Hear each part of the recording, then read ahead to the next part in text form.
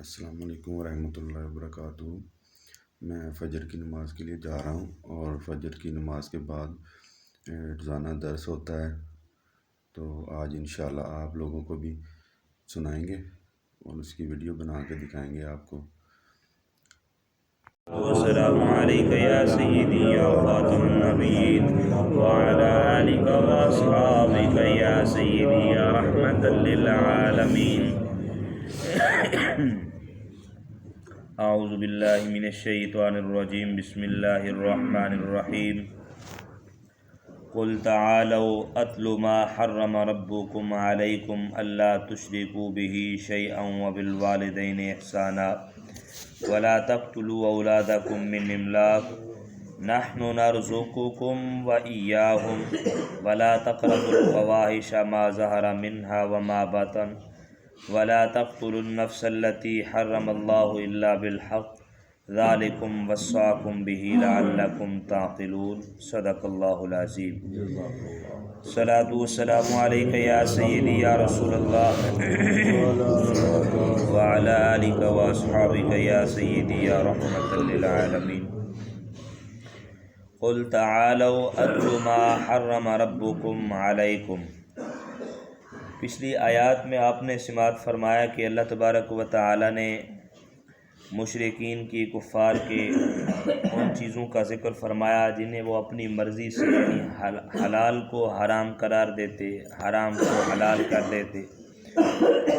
اس آیت میں فرمایا گیا کہ اے محبوب صلی اللہ علیہ وآلہ وسلم، آپ فرما دیجئے تعالوا، آؤ، اتل ما حرم ربکم علیکم، میں تمہیں پڑھ کر سناؤں جو تم پر تمہارے رب نے حرام کیا ہے۔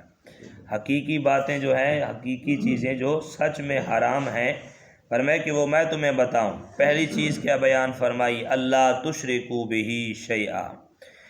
کہ اللہ کے ساتھ کسی کو شریک نہ ٹھہراؤ۔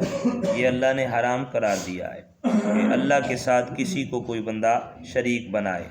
اور دوسرے نمبر پہ فرمایا وبالوالدین احسانا، اور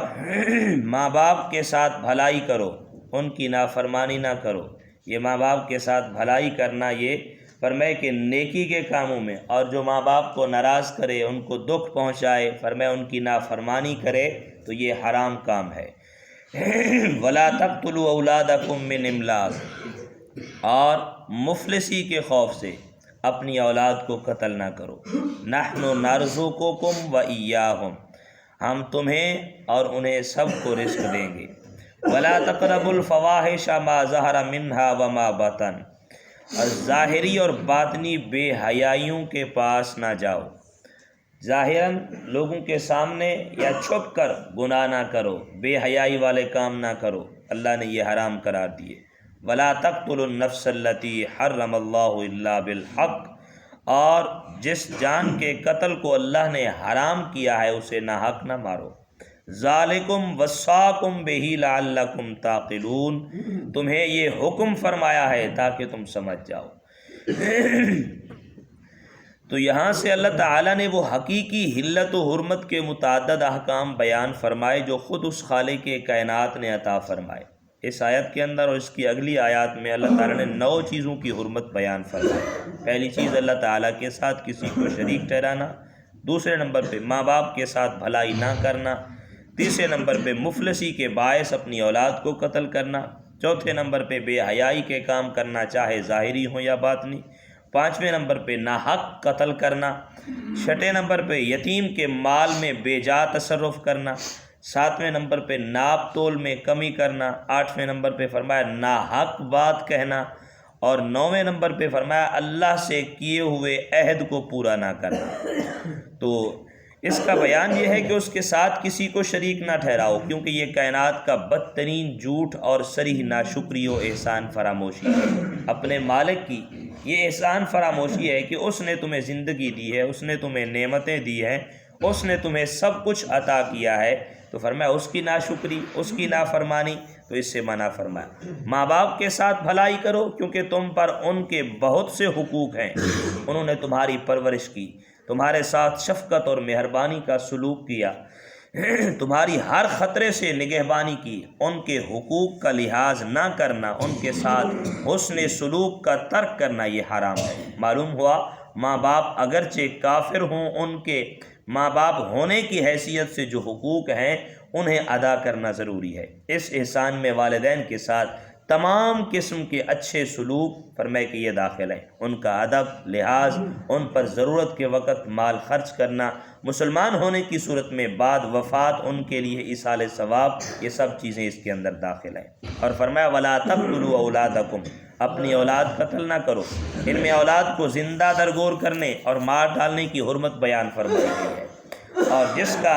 فرمائے کہ اہل جاہلیت میں یہ دستور تھا کہ وہ بارہا فقر و تندرستی کے اندیشے سے اولاد کو مار ڈالتے تھے۔ انہیں بتایا گیا کہ روزی دینے والا تو اللہ ہے جو تمہیں اور انہیں سب کو روزی دیتا ہے، تو پھر تم قتل کیوں کرتے ہو؟ فرمائے کہ اس جیسا جرم جو ہے فرمائے کہ تم اس کا ارتکاب کرتے ہو، قتل جیسا، وہ بھی اپنی اولاد کو، تو اس سے منع فرمایا گیا۔ تو اس آیت میں ان لوگوں سے خطاب ہے جو غریبی کی وجہ سے لڑکے لڑکیوں کو قتل کر ڈالتے تھے، اور جو مالدار شرم و عار کی وجہ سے اپنی بیٹیوں کو قتل کرتے تھے، ان کا ذکر دوسری آیات میں ہے۔ ان کے مقابلے میں اسلام کی تعلیمات کس قدر حسین ہیں، اور اسلام نے بچیوں اور عورتوں کو کیسے حقوق عطا فرمائے۔ صرف 3 احادیث مبارکہ سماعت فرمائیں۔ حضرت عبداللہ بن عباس رضی اللہ تعالیٰ عنہما سے روایت، سرکار دو عالم نور مجسم صلی اللہ علیہ وسلم نے ارشاد فرمایا،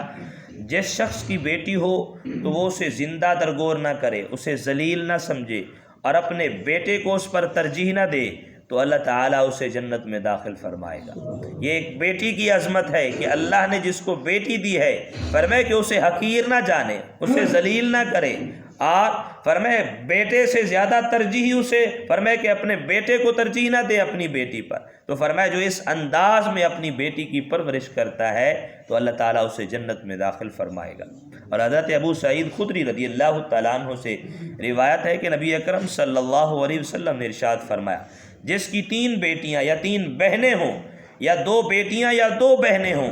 اور وہ ان کے ساتھ اچھا سلوک کرے اور ان کے معاملے میں اللہ تعالیٰ سے ڈرے، تو اللہ اسے جنت میں داخل فرمائے، تو اس کے لیے بھی جنت ہے۔ اور حضرت عبداللہ بن عباس رضی اللہ تعالیٰ عنہما سے روایت ہے، رسول اللہ صلی اللہ علیہ وآلہ وسلم نے ارشاد فرمایا، جو شخص 3 بیٹیوں یا بہنوں کی اس طرح پرورش کرے کہ ان کو ادب سکھائے، ان سے مہربانی کا برتاؤ کرے، یہاں تک کہ اللہ انہیں بے نیاز کر دے، مثلا ان کا نکاح ہو جائے، تو اللہ تعالیٰ اس کے لیے جنت واجب فرما دیتا ہے، چاہے وہ بھائی ہو یا باپ کی صورت میں ہو۔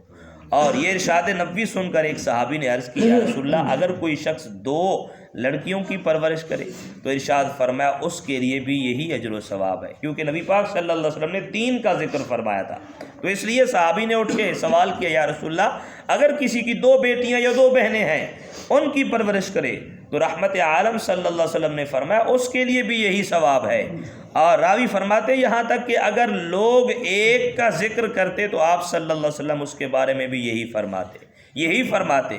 کہ فرمائے کہ اگر ایک بھی ہو وہ اس کی فرمائے پرورش کرے، اچھے انداز سے اس کو ادب سکھائے، اچھا سلیقہ سکھائے، اور اس کو تربیت دے، تعلیم دے، اور اس کے بعد جب جوان ہو تو اس کا نکاح کرے اچھے طریقے سے، تو فرمایا کہ اللہ تعالیٰ اس بندے پر جنت واجب فرما دیتا ہے۔ ایک بیٹی کی پرورش سے فرمائے کتنا بڑا مقام دیا اللہ نے بیٹی کو، کتنا بڑا رتبہ دیا اللہ نے، فرمائے کہ اس عورت ذات کو فرمائے کہ جس کو فرمائے کہ اللہ تعالیٰ نے یہ عظمت، یہ شان دی ہے کہ اس کے صدقے سے اللہ تعالیٰ جنت واجب فرما رہا۔ تو اس لیے فرمایا کہ اپنی اولاد کو تنگ دستی کے، مفلسی کے خوف سے فرمائے قتل نہ کرو۔ ولا تقربوا الفواحش، اور بے حیائیوں کے پاس نہ جاؤ۔ اس آیت میں ظاہری و باطنی بے حیائیوں کے پاس جانے سے منع کیا گیا، کیونکہ انسان جب کھلے اور ظاہری گناہوں سے بچے اور پوشیدہ گناہوں سے پرہیز نہ کرے تو اس کا ظاہری گناہوں سے بچنا بھی فرمائے للہیت سے نہیں ہے، بلکہ لوگوں کے دکھانے اور ان کی بدگوئی سے بچنے کے لیے ہے، جبکہ گناہوں سے بچنے کا اصل سبب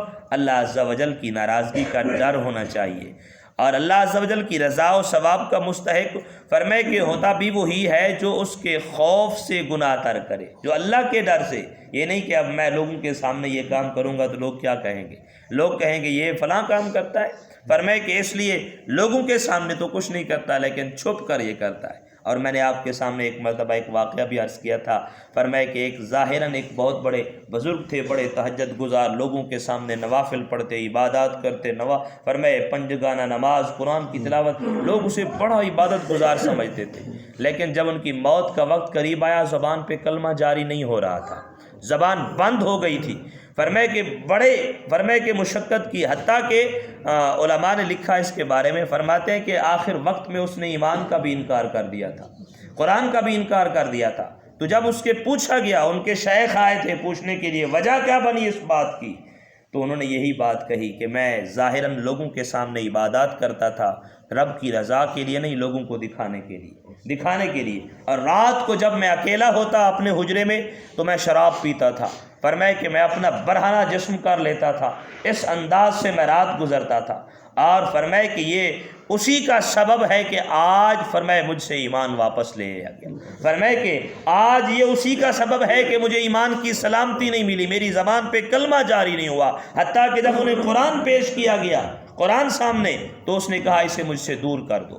کر دو، فرمائے کہ قرآن کا انکار کر بیٹھے، آخر میں بچا کیا؟ فرمائے کہ یہ باطنی گناہوں کا وبال بھی ہے کہ انسان جب ظاہری طور پہ نیک اعمال کرے، وہ بھی لوگوں کو دکھانے کے لیے، ریاکاری والی نیکی تو منہ پہ ماری جاتی ہے، اللہ کی بارگاہ میں قبول نہیں ہے وہ نیکی، اور فرمائے کہ ایک تو یہ نیکی کر رہا وہ بھی قابل قبول نہیں، اور دوسرا رات کو گناہوں میں اتنا لت پت ہے، فرمائے کہ شریعت کو بھی بھلا بیٹھا، تو فرمائے انجام پھر کیا ہوا؟ فرمائے کہ ایمان بھی سلامت نہیں رہا، اس لیے فرمائے اللہ تعالی ہم سب کو ظاہری اور باطنی فرمائے کہ برائیوں سے، بے حیائیوں سے محفوظ فرمائے۔ اللہ تعالی ہم سب کو قرآنی تعلیمات کو صحیح معنی سمجھ کے عمل کی توفیق عطا فرمائے۔ آیات کے بقیہ جو حصے ہیں انشاءاللہ کل ان کو عرض کریں گے۔ اللہ تعالی ہم سب کو قرآنی احکامات کو صحیح معنی سمجھ کے عمل کرنے والا بنائے، آمین ثم آمین۔ آپ نے درس سنا، اللہ تعالیٰ ہم سب کو قرآنی تعلیمات پر عمل کی توفیق عطا فرمائے۔ اللہ تعالیٰ آپ سب کو صحت و تندرستی عطا فرمائے، آمین ثم آمین۔ اللہ حافظ۔